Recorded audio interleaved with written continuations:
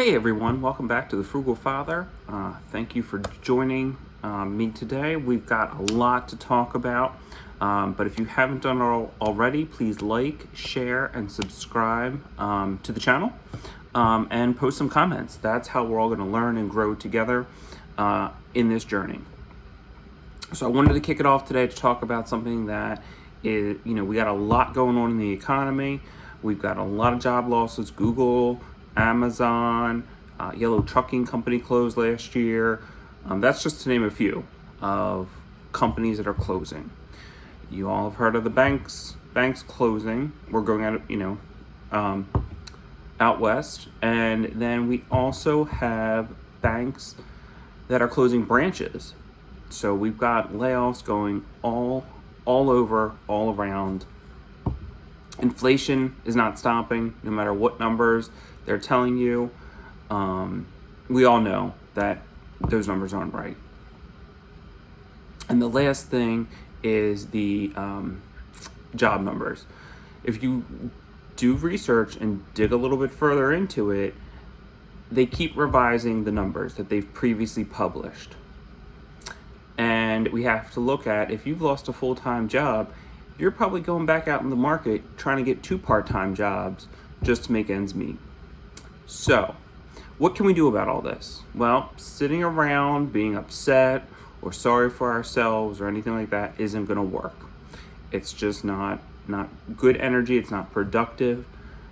So here's some tips and tricks that I've done that I want to share with you all. So the first thing is savings. Just continue to save however you can, whether you have to get a side hustle, a second job. Maybe, you got a year-end bonus. Maybe you can use that money to save or to pay off a credit card or whatever it is. But just continue to save. Banking. Have more than one bank. You're like, well, why? Well, the reason is, let's say you go up to your bank that you have a checking and or savings account with or whatever else. ATM's closed. Doesn't work. You're like, oh, there's no one down the street. I'll go there. That one's closed or out of order. What are you going to do? Can't access your money, right? You're going to go to a gas station and you're going to try to use one of their ATMs, let's say, and pay a fee. Well, that's extra money that you're giving to somebody else. What if your bank gets hacked? I mean, what if you get online and they just will not let you on because their system is hacked? So go and get yourself another bank. Go to another bank, whether it's a bank, a credit union, whatever it is, go and open up an account there. Find out whatever the minimum amount is that you have to open up to put in and put it in. Whether it's $1, $5, $10, whatever it is. Get out there, find it, and put it in.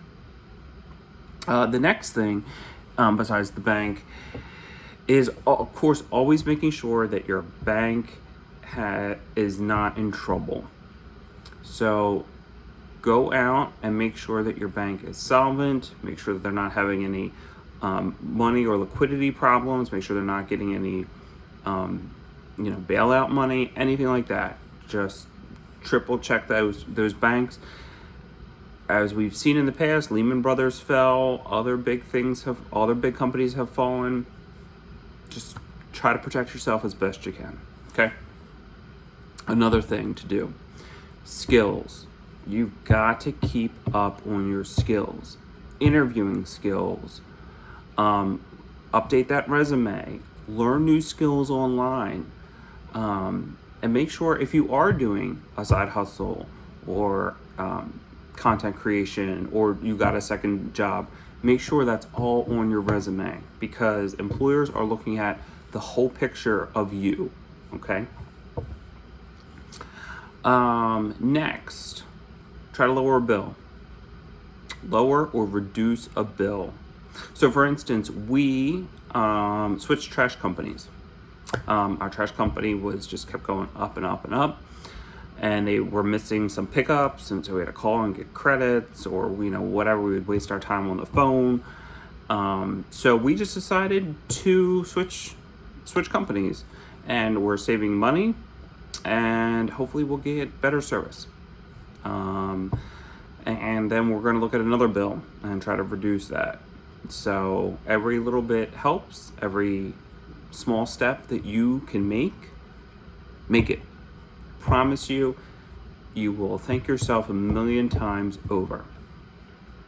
So we've talked about resumes, we've talked about banking, we have talked about saving.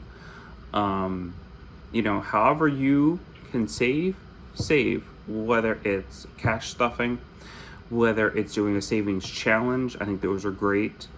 You can do like $1 a day. You can do $5 a week challenge. Whatever you can do it. And the last thing is really inflation. We can't get around it, but shop the sales. If you have to go to 2, sometimes 3 stores, if they're convenient for you, you got to factor in that gas. But if you have 2 or 3 grocery stores that you can hit and get the sale items, go do it, because of course you're saving money and making sure that you're putting food away.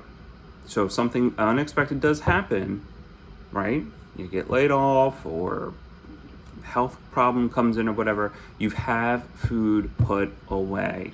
I'm not telling you to go to Costco or Sam's or anything like that to go and do this huge bulk run and run up $1,000. I'm telling you to go to the store and look for items that are shelf stable, that have a long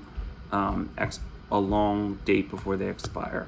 Okay, put a little bit away each day, each week, however you want to work it. We've done it, and it has helped us, especially when we do a no spend, low spend month. We're starting to use some of our supplies, and then we'll go back and we'll replenish them. So make sure they're prepared. Also, make sure you're stocked up on medication. Again, medicine's expensive, whether it's prescription, over the counter, whatever it is. Right now is a great time in January. A lot of vitamins are on sale, or there's, the cashback apps have them. Stock up on those vitamins. Keep yourself healthy, exercise, and keep yourself in a good headspace. Again, just be as prepared as you can for whatever may come down the road. As you can tell, a lot of things come unexpectedly in life, right? Sometimes we get a flat tire, or you go in one day, you think that your company is doing great, and then there's layoffs, and hopefully you're not affected. But if you are, just be prepared. For as far as your companies go, I want you to go and to look at your 401k. Look at the fees.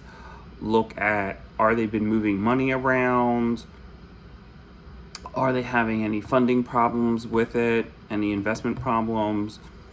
And just take a good look at it. Just really make sure that you've done your due diligence, you've done your research, because lots of things are happening behind the scenes, and we want to make sure that we know what's going on. Also, look at your company's financials. How much debt do they have?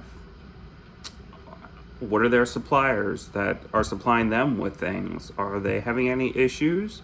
Because if they're not giving you the product, whatever it is, how are you going to be able to make yours? It's a domino effect, right? So take a look at all those things. 2024, I think, is going to be an interesting year. So just be prepared, not scared. Just be prepared, do your research, do your homework, do the best that you can do. All right? I wish everyone the best. I think everyone's going to do great. And any of the tips that I've given you here today, even if nothing happens, it still puts you in a good spot to keep moving forward. So take care, everyone. Again, please like, comment, subscribe, and share. Tell me some tricks that you guys are doing out there. to get prepared in 2024. And I'll catch you guys in the next video. Take care.